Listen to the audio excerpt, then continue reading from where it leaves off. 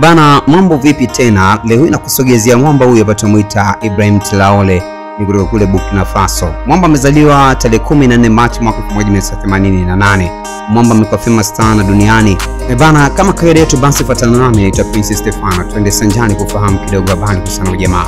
Mwamba inasemekana hadi mwaka 2025 na umri wa miaka 37. Kwa maana amezaliwa Machi 14 mwaka 1988. Alizaliwa Kera, magharibi mwa Burkina Faso, na alisomea chuo kikuu cha Ouagadougou akihitimu degree ya sayansi na jiolojia mwaka 2009. Unaambiwa safari ya Mwamba ilikuishia hapa. Baada ya chuo alijiunga na jeshi la Burkina Faso, akapata mafunzo ya kijeshi nje ya nchi na kupata uzoefu katika mapambano dhidi ya ugaidi.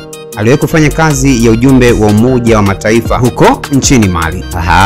Sasa mwaka 2022 Mwamba inasemekana aliongoza mapinduzi ya kijeshi na kuondoa madaraka rais wa mpito Paul Henri Sandaogo Damiba. Akiwa na umri wa miaka 34 tu, alikuwa mkuu wa nchi mdogo zaidi duniani wakati huo. Na baada ya hapo Mwamba, baada ya kukamata mpini wa uongozi, amebadilisha msimamo wa nchi, akiondoka kwenye ushawishi wa Ufaransa na ECOWAS na kujiunga na muhimili wa Russia, China na Mali. Alikuwa miongoni mwa waanzilishi wa Alliance of Sahel States. Bwana, watu wamekuwa wakimfananisha mara nyingi na Thomas Sankara, kiongozi wa zamani wa Burkina Faso aliyeuawa mwaka 1987 kwa mwelekeo wake wa kibepari na kisiasa, lakini pia wakimlinganisha na Mwamba hayati John Pombe Joseph Magufuli kutoka kule nchini Tanzania, ambaye pia alikuwa na misimamo kama ya Mwamba. Je, ungetamani tukuandalie makala gani nyingine ambayo ungependa wewe?